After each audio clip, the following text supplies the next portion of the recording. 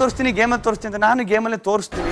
Big Boss season 11ರಾಗ ನಮ್ಮ ಹನುಮಂತಣ್ಣ ಅಂತೂ next level ಆಗಿ ಇವ್ರನ್ನ ಹೊರಗೆ ಹಾಕಿದ ರಜತ್ಗ. ಎಲ್ಲ ಒಂದ್ ಕಡೆ ಬಿಗ್ ಬಾಸ್ 12ರಾಗೂ ಬಂದು ನಮ್ ಗಿಲ್ಲಿ ನಟ ಅಂತೂ ಈ ಸಲ 100% ಅಂತೂ ಹೇಳ್ತೀನಿ, ಈ ಸಲ ಅಂದ್ರೂ ಗಿಲ್ಲಿ ನಟ ಫೇಮಸ್ ಆಗಿ already Bigg Boss cup top contestant ದಾಗ ಬಂದಾರ. ಎಲ್ಲ ಒಂದ್ ಕಡೆ ಮತ್ತ ರಜತಣ್ಣ ಬಂದಾನ. ದೋಸ್ತ ಎದಕ್ ಬೇಕು ಮಾರ ನಿಮ್ಗೆ? ಲಾಸ್ಟ್ ಟೈಮ್ ಹನುಮಂತಣ್ಣ ಬಂದಾಗ ನಿಮ್ಮನ್ನ ಹೊರಗೆ ಹಾಕಿದ್ರೆ ಇನ್ನು ಎರಡು ಸೇಮ್ ಕ್ಯಾಟಗರಿ ನಮ್ಮ ಹನುಮಂತಣ್ಣ ಮತ್ತೆ ಗಿಲ್ಲಿ.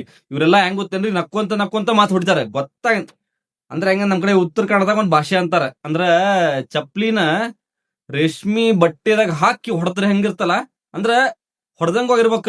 ರೇಷ್ಮಿ ಬಟ್ಟಿಲಿ ಹೊಡೆದ ಈ ಒಂದ್ ಕಾನ್ಸೆಪ್ಟ್ ಬಗ್ಗೆ ಹಿಂಗೂ ಇರ್ತಿದ್ರಿ. ಎಲ್ಲ ಒಂದ್ ಕಡೆ ರಜತ್ ಬ್ಯಾಡ ಅನ್ಸ್ತ. ಯಾಕಂದ್ರೆ ಬಿಗ್ ಬಾಸ್ ಸೀಸನ್ 12ಕ್ಕೆ ಅವ್ರು ಕರೆದಿರ್ತಾರ ಬಿಗ್ ಬಾಸ್ ಅವ್ರ. ನಿಮಗ್ ಗೊತ್ತಿರ್ಬೇಕದ ನಾ ಬರ್ಬೇಕು ಬ್ಯಾಡೋ. ಯಾಕಂದ್ರೆ ಒಬ್ಬ ಟಫ್ ಕಾಂಪಿಟೇಟರ್ ಒಳಗದನ್ನ ಅಂತಂದ್ರ ನಾ ಹೋಗಿ ಲಾಸ್ಟ್ ಟೈಮ್ ಹಂಗೆ ಹಸೆ ಆದೆ, ಈ ಸಲ ನಾವು ಹಸೆ ಹಾಕಿನಂತೆ ತಿಳ್ಕೊಂಡೆ ಹೋಗ್ಬಾರ್ದಿತ್ತು. ಎಲ್ಲ ಒಂದ್ ಕಡೆ ನೀವು ಹೋಗಿದ್ದ ವೇಸ್ಟ್ ಅಂತೆ ನಾನ್ ರಜತ್ ಅವ್ರ.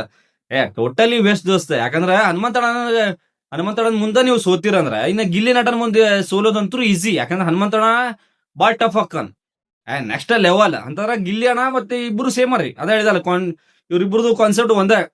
ನಕ್ಕೊಂತ ಬೈದಿರ್ತಾರ, ಕೆಲವು ಮಂದಿ ಕಾಮಿಡಿ ಅಂತ ಹೋದ್ರ, ಬಟ್ ಅರ್ಥ ಆಗಂಗಿಲ್ಲ.